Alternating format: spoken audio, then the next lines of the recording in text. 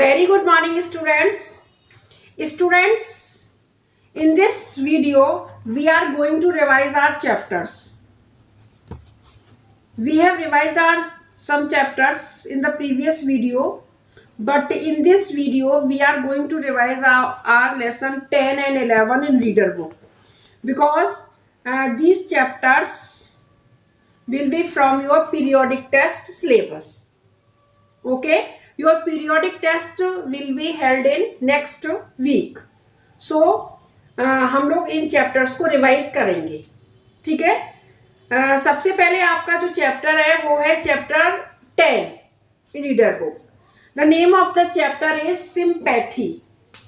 It is a poem. ये हम पहले भी एक बार रिवाइज भी कर चुके हैं और एक बार इसको पढ़ चुके हैं, लेकिन दोबारा मैं इसलिए करवा रही हूँ क्योंकि ये हमारे एग्जाम में आने वाला है. ठीक है. Who is the writer of this? Paul Lawrence Dunbar. Okay, Paul Lawrence Dunbar is the writer of this, the poet of this poem. Paul Lawrence, LAURANSC, Dunbar, DUNBER. ठीक है. तो ये आपको याद रखना है. ये है इसके पोइट. ठीक है. बहुत अच्छी पोएम है. It is about a sympathy, है ना, and about the freedom. So let's start our poem. First of all, we read it, then I summarize the poem. I know what the caged bird feels, alas, when the sun is bright on the upland slopes, when the wind stirs soft through the springing grass, and the river flows like a stream of glass, when the first word sings and the first word opes, and the faint perfume from its chalice steals, I know what the caged bird feels. Yani in this poem there is a bird who is in a cage, है ना, वो एक पिंजरे में है. मैंने आपको पहले भी बताया कि सबसे ज्यादा व्यक्ति के लिए उसकी क्या होती है? आजादी, है ना, सबसे ज्यादा इंपॉर्टेंट होती है. क्योंकि बिना स्वतंत्रता के, चाहे हमें कोई पक्षियों को चाहे सोने के पिंजरे में ही क्यों ना रखे, लेकिन फिर भी क्या होता है, उनको बुरा लगता है. ठीक है. तो देखिए फर्स्ट जो स्टैंजा है इसका, उस फर्स्ट स्टैंजा में पोइट क्या कहता है? The poet tales us that he understands the caged birds feeling. यानी वो केज्ड बर्ड की फीलिंग जानते हैं कि वो कैसा महसूस कर रही है. He then goes on to describe the freedom that the caged bird is missing out on the bright sun. The wind blowing against the grass, the crystal clear flowing river, its inability to be the first bird to reach the opening bird and drink of its nectar and imbibe its fragrance. यानी इन सब चीजों को किसको, यानी first जब ना सन निकलता है तो क्या होता है? ब्राइटनिंग होती है चारों तरफ, उसकी जो रेज होती हैं. तो उन सबको ये जो बर्ड है, केज्ड बर्ड, वो कैसा महसूस कर रही है? इन सबको कैसा महसूस कर रही है कि वो कह रही है कि उससे एब्सेंस में महसूस कर रही है. यानी ये सब चीजें उसकी लाइफ में नहीं है. ठीक है. जब फर्स्ट बर्ड खिलती है, बर्ड BUD बर्ड जानते हो? बर्ड क्या होती है? कली. जब कली खिलती है तो चिड़िया क्या है, उसको रस उसका लेती है ना, और उसको महसूस करती है ना. फ्लावर चटकते हैं, वो आवाज करते हैं, तो उन सबको वो महसूस करती है. अब वो क्या कर रही है? उन सब चीजों को याद कर रही है कि यदि मैं आज केज में नहीं होती और बाहर होती तो इन सबको एंजॉय करती. And the faint perfume from its chalice steals, है ना. और ये जो परफ्यूम निकलती है, जब फूल खिलते हैं तो परफ्यूम निकलती है, उसमें से बहुत सुंदर खुशबू आती है. तो उन सबको क्या करती है, वो महसूस करती है ना। देखिए, chalice a cup of goblet और स्टील टू कम और गो सीक्रेटली और ग्रेजुअली, धीरे धीरे जैसे जैसे वो खिलता है, फूल खिलते हुए देखा है आपने कभी, बहुत सुंदर तरीके से ओपन होता है, धीरे धीरे धीरे। जब वो पूरी तरह से ओपन हो जाता है तो देखने में भी बहुत सुंदर लगता है। जैसे जैसे वो ओपन होता है उसमें से एक बहुत अच्छी खुशबू निकलती है। तो उन सब खुशबू उन सब चीजों को वो क्या करती है, महसूस करती है। ठीक है। I know why the caged bird beats its his wing till its blood is red on the cruel bars, for he must fly back to his perch and cling when he fain would be on the bow a swing. And the pain still throbs in the old squares, and they pulse again with a keener sting. I know why he beats his wings. है ना। तो ये bird क्या करती है, अपने wings को beat करती है, यानी पीटती है। किसके अगेंस्ट, पिंजरे में है तो पिंजरे के अगेंस्ट वो अपने परों को बीट करती है। जब बीट करती है ना तो पता है क्या होता है, उसको बहुत ही दुख होता है, दर्द होता है, इतने ज्यादा अपने पंखों को मारती है कि उसको खून भी निकल आता है ना। तो इसका मतलब क्या है कि वो दुखी है। The poet tells us that he knows why the caged bird beats its wings, है ना, against the bars of the cage so vigorously that he even bleeds, यानी इतना करती है कि उसके खून भी निकलते हैं। The bird knows that he must return to the perch kept in his cage when he would rather to be swinging on the branch of a tree, यानी वो क्या चाहती है, वो तो एक branch of tree यानी एक पेड़ पर झूलना चाहती है, वो किसी केस में नहीं रहना चाहती, वो किसी पिंजरे में नहीं रहना चाहती, वो क्या चाहती है, फ्रीडम, है ना। और वो ये चाहती है कि वो एक उस पे ब्रांच पर और झूले, यानी अपनी खुशी से। I know why the caged bird sings ah me, है ना, यानी वो गाती है। तो वो गाती है ना, वो कोई गाना नहीं है, बल्कि क्या है, वो उसकी प्रेयर है ना। वो क्या है, उसकी प्रेयर है, वो प्रे करती है, वो जो गाती है। I know why the caged bird sings on me when his wing is bruised and his bosom sore, when he beats his bars and he would be free, it is not a carol of joy or glee but a prayer that is sent from his heart's deep core, but a plea that upward to heaven he flings. I know why the caged bird sings. यानी poet कहता है कि मैं जानता हूं कि वो क्या गा रही है, ये कोई खुशी का गाना नहीं गा रही वो, है ना। It's not a coral of joy or Glee, यानी जो उसका कोरल है वो जॉय और ग्ली वाला नहीं है, खुशी वाला नहीं है, बट अ प्रेयर, ये तो एक प्रार्थना है उसकी, है ना। ये तो वो ईश्वर से एक प्रे कर रही है कि उसको नेक्स्ट टाइम ये सब ना किया जाए, है ना। The poet tells us that he knows why the caged bird sings. The bird is injured from the beating against the cage, longing for freedom. Only in this poem the poet stresses the longing of the freedom. क्या चाहती है, केवल उसको क्या चाहा है bird को, किसकी है, कि वो फ्री हो जाए, है ना, वो स्वतंत्र हो जाए।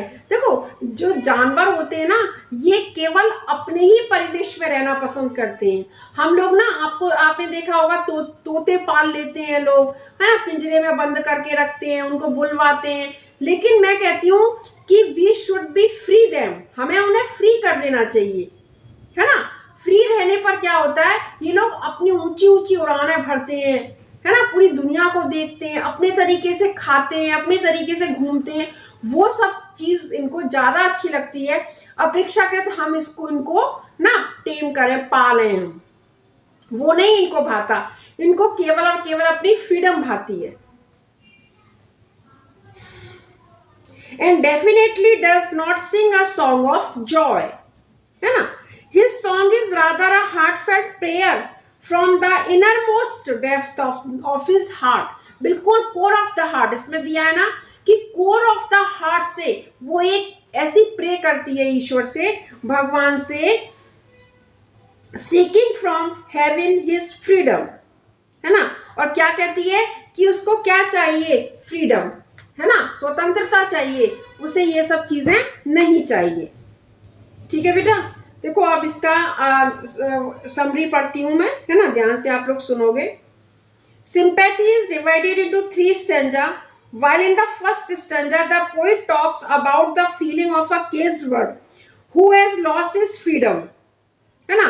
In the second stanza the poet talks about the agony of the caged bird as it beats its wings against the bars of the cage till it is hurt, knowing it must return to its perch in the cage while it would rather be outside on the branch of a tree.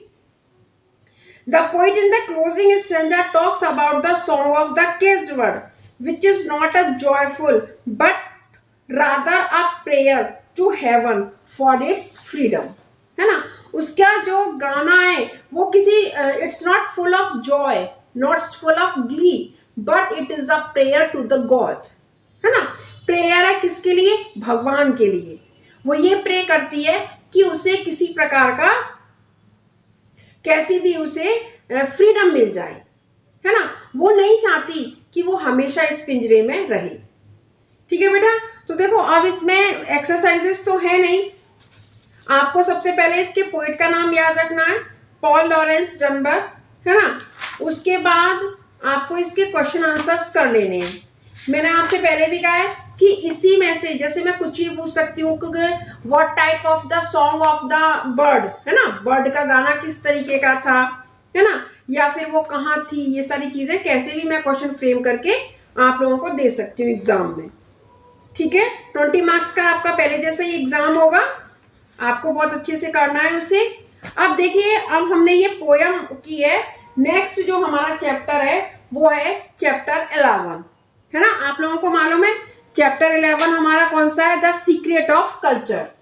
तो अब हम इसी को पढ़ेंगे, the secret of culture. सबसे पहले मैं summarise करूंगी, उसके बाद इसके वर्ड मीनिंग। बेटा ध्यान रखना, क्योंकि इस पोयम में तो कोई वर्ड मीनिंग है नहीं, है ना, तो आपकी जो वर्ड मीनिंग होगी वो केवल और केवल आपको कहां से करनी है, वो आपको 11 चैप्टर से ही करनी है। तो बहुत अच्छे से आप इसको करना, जैसे भी आपको कोई प्रॉब्लम नहीं हो, क्योंकि वो आएंगी। 11 द सीक्रेट ऑफ कल्चर, ठीक है ना, the secret of culture.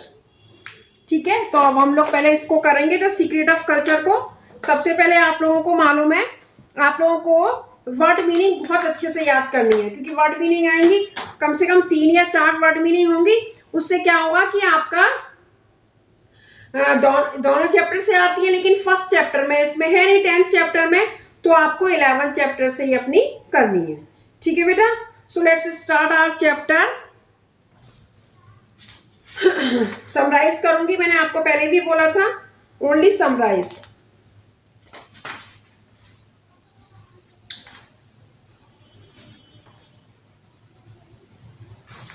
Yes, इसमें आपको मालूम है there are 2 characters, one is Rai Ratan Kishore and second is Damri, है ना। Rai Ratan Kishore is an officer and Damri is his servant, है ना। Damri looks after his garden. आपको मालूम है दोनों में किसकी लड़ाई है, कल्चर की, है ना। यानी अमीर आदमियों के लिए तो हमारे यहाँ अलग कल्चर है और गरीब लोगों के लिए अलग। अमीर आदमी झूठ बोल सकता है, रिश्वत ले सकता है, लेकिन गरीब नहीं, है ना, उसको हम पनिश करते हैं और अमीरों को पनिश नहीं किया जाता। तो ये इसमें यही समझाया है कि एक ही कल्चर दो लोगों पर क्यों इस तरीके से हम लगाते हैं। बहुत अच्छी स्टोरी है बेटा। Rai Ratan Kishore is a clean officer who does not appear to take bribes but only cooks up travel expenses, sometimes not even traveling while shown to be doing so, and his expenses always seems higher than his income. यानी राय रतन किशोर हैं जो, वो first class के officer हैं और उनको एकदम clean officer माना जाता है क्योंकि वो कभी रिश्वत नहीं लेते, ऐसा माना जाता है। और दूसरा उनका क्या है कि वो कैसे खाते हैं कि जो एक्सपेंसेस उन्हें ट्रेवलिंग के लिए मिलते हैं वो उनको क्या करते हैं, कहीं ट्रेवल करने नहीं जाते और बल्कि उनको पैसा तो ले लेते हैं और अपने घर में ही बैठे रहते हैं। तो ये भी एक गलत काम है, लेकिन फिर भी उनको एक क्लीन ऑफिसर माना जाता है। While Rayaratan makes his money, finds Damri 2 rupees when he tells him that he had to stay home one night as he had guests at home. लेकिन रायरतन क्या करते हैं कि जो उनका नौकर है डामरी है ना, जो उनके घर पे माली का काम करता है, गार्डनर का, तो उसको वो क्या करते हैं कि उससे 2 रुपए लेते हैं, किसके, पनिशमेंट के, क्योंकि उसको रात और दिन उन्हीं के घर पे रहना 24 आवर्स। लेकिन उस रात वो उन्हें बिना बताए और अपने घर चला जाता है, क्योंकि उसके घर गेस्ट आए हुए होते हैं, तो इसलिए वो अपने घर चला जाता है और घर जाने पर वो क्या करता है, वापस लौट कर नहीं आता है। यदि वो डामरी उनको ये सारी चीजें नहीं बताता, ये सारी बातें नहीं बताता, तो शायद राय रतन किशोर को पता भी नहीं चलता। लेकिन फिर भी क्या होता है कि उसको पता चल जाता है और वो खुद बता देता है कि वो आज अपने घर पर ही रहा। तो वो क्या करते हैं, उसको मारते हैं, पीटते हैं और उसको 2 रुपए फाइन लगाते हैं, जबकि वो पुअर था, बिल्कुल बहुत ज्यादा गरीब था डामरी, लेकिन फिर भी उसके साथ ये नाइंसाफी करते हैं। One day Rayaratan's wife accept a bribe from the wife of a person convicted for murder so that he grants him bail, है ना। अब रायरतन की जो पत्नी होती है वो क्या करती है कि एक व्यक्ति होता है जो जिसने मर्डर किया है ना, जिसने मर्डर किया है, तो वो मर्डर की उस व्यक्ति की बेल कराने के लिए और रायरतन की जो पत्नी है उसको ब्राइब यानी रिश्वत देकर जाती है और इसीलिए रायरतन को उस मर्डरर को छोड़ना पड़ता है, यानी बेल करवानी पड़ती है उसकी। He blames his wife for accepting it but does not let her return the bribe money either, है ना। वो अपनी पत्नी को डांटते तो हैं कि तुमने उससे क्यों जो है ब्राइब ली, यानी तुमने उससे रिश्वत क्यों ली, लेकिन उससे ये नहीं कहते कि उसको वापस कर दे। इसका क्या मतलब है कि वो भी चाहते हैं रिश्वत लेना, है ना, लेकिन फिर भी वो डरते हैं और उसे क्लियरली नहीं कर पाते। यदि वो अपनी पत्नी से कहते वापस कर दे उसके पैसे को और मैं तो उससे पूरी तरीके से उसको बेल नहीं दूंगा, तो शायद वो कर पाती, लेकिन वो चाहते हैं रिश्वत लेना, इसलिए क्या करते हैं, वो उसको छोड़ देते हैं। The next day Damri is brought before Rayaratan as he was caught taking a sack of fodder। अब देखिए ये जो होता है डामरी, ये बहुत ज्यादा गरीब होता है ना, डामरी बहुत ज्यादा गरीब होता है, तो ये क्या करता है कि अपने खेत से या किसी दूसरे के खेत से अपने बैलों के लिए थोड़ा सा भूसा चुरा लेता है ना। तो जब वो भूसा चुरा लेता है तो फिर उसको पुलिस पकड़ लेती है ना। और जब वो one day upright officer Rai Ratan accept a bribe of 20,000 rupees to grant a person convicted of murder bail, है ना। उस दिन वो क्या करते हैं, उन्होंने तो डामरी से भी बड़ा अपराध किया कि डामरी ने तो केवल भूसा चुराया था, और वो किसके लिए चुराया था भूसा, अपने बैलों के लिए, क्योंकि वो भूख से मर रहे थे। लेकिन रायरतन तो के पास तो सब कुछ था, लेकिन फिर भी उन्होंने ब्राइब ली थी, फिर भी उन्होंने 20,000 रुपए की ब्राइब ली थी। तो इसका क्या मतलब है, देखो सारी चीजें मैं आपको क्लियर करूंगी, अभी लिखूंगी भी बोर्ड पर कि रायरतन ने कितनी ली थी, 20,000 रुपए उन्होंने ब्राइब ली थी। अब जब डामरी को छोटे से उसके लिए पनिश किया जाता है, लेकिन रायरतन को पनिश नहीं किया जाता, जबकि उन्होंने कितनी बड़ी 20,000, उन दिनों का 20,000 रुपए 20 लाख से भी ज्यादा था। उन्होंने इतनी बड़ी रिश्वत ली गलत काम करने की, और डामरी ने बेचारी ने क्या किया कि उसने केवल थोड़ा सा भूसा चुराया किसी के खेत में से, तो उसको बहुत पीटा गया, है ना, और पुलिस वालों ने उसको जेल में डाल दिया। और जब वो यहाँ आया तो राय रतन ने भी उसके साथ इतना गंदा व्यवहार किया और उसे अपने घर से निकाल दिया, कहा कि मैं तुम्हें नौकर के रूप में भी अब नहीं रखूंगा। राय cites justice when he sentenced Dambri to 6 month imprisonment for cutting a bag full of fodder of his starving bullocks from his neighbor's field, है ना। और यही राय रतन क्या क्या करते हैं कि डामरी को 6 महीने की सजा देते हैं। क्यों देते हैं? कि उन्होंने यह बैग फुल फोडर यानी एक बैग फोडर का चुराया अपने पड़ोसी के खेत से। The story concludes with the observation that one is able to cover up their mistakes, however grave they are considered cultured. यानी वो कल्चर्ड कहे जाते हैं। कौन? राय रतन। हम राय रतन को क्या कहते हैं? कल्चर्ड मैन है वो। ये yes the secret of culture, यानी कल्चर का सीक्रेट क्या है? यही सीक्रेट है क्या हमारे कल्चर का, कि हम गलत काम कर रहे हैं फिर भी हमारी सोसाइटी में नाम है। बहुत सारे लोग हमारी सोसाइटी में भी ऐसे हैं बेटा, जो बहुत ज्यादा गलत काम करते हैं उसके बाद भी उनको महान माना जाता है। ठीक है, तो देखो अब मैंने इसका ये आपको समझ में आ गया होगा कि एक बार और हम दोबारा से पढ़ते हैं कि the secret of culture contrast to people and officer Rai Ratan Kishore and is माली डामरी। Rai is a clean officer who does not appear to take bribes, but only cooks up travel expenses, sometimes not even traveling, while shown to be doing so, and his expenses always seems higher than his income. Damri is his gardener, who is on duty day and night, going home for his meal. Damri is fined 2 rupees when he honestly tells his master that he had been forced to stay home one night due to guest. There is, however, nobody to question the officer who claims his travel expenses while simply sitting at home. है ना, उससे कोई नहीं पूछता कि तुम वहां से ट्रैवल एक्सपेंसेस ले रहे हो और घर में क्यों बैठे हो। जबकि डामरी एक रात के लिए अपने घर रुक जाता है तो उस पर फाइन लगाया जाता है 2 रुपीज का।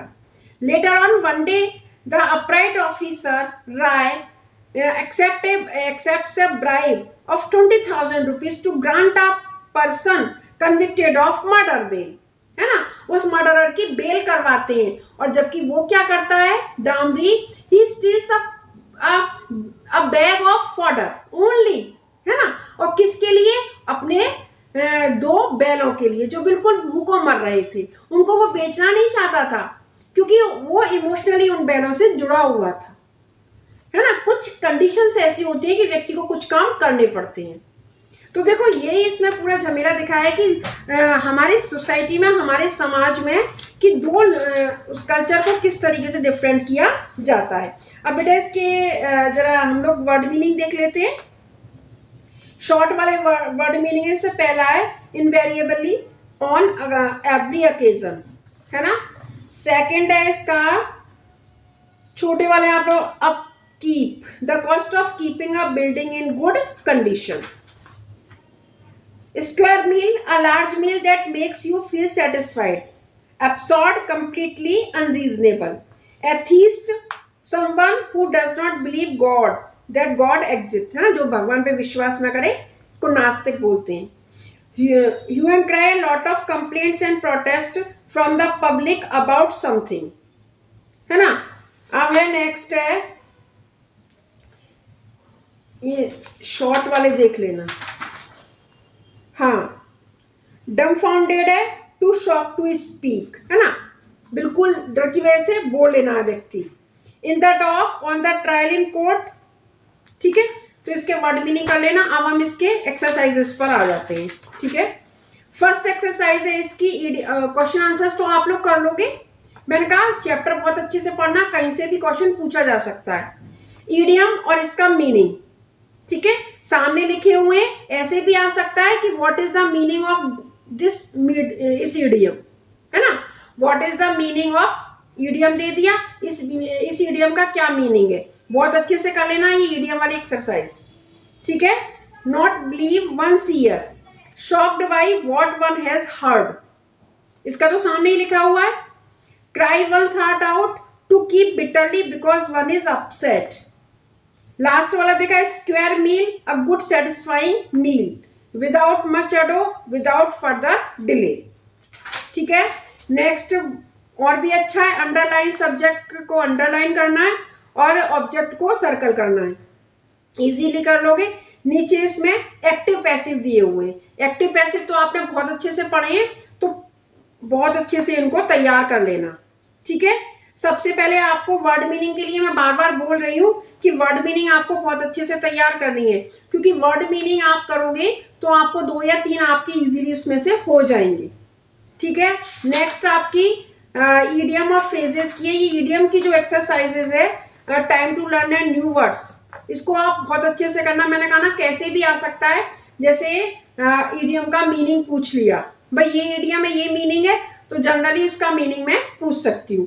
बाकी आपको ये चैप्टर पढ़ना है कि क्या नाम था उस व्यक्ति का, राय रतन कहाँ थे, है ना, कितना उन्होंने किया, ये सारी चीजें आप बहुत अच्छे से पढ़ लेना। चैप्टर तो हम पहले भी पढ़ चुके हैं, तो दोनों चैप्टर आपको इसमें तैयार करने हैं बेटा। बहुत ध्यान रखना है, चैप्टर्स आपको बहुत अच्छे से तैयार करने हैं। मैंने पहले भी बोला है कि चैप्टर्स आप मेन, जैसे आपने चैप्टर पढ़ रहे हो तो जो मेन उसका है उसको आप अंडरलाइन कर लीजिए, ठीक है।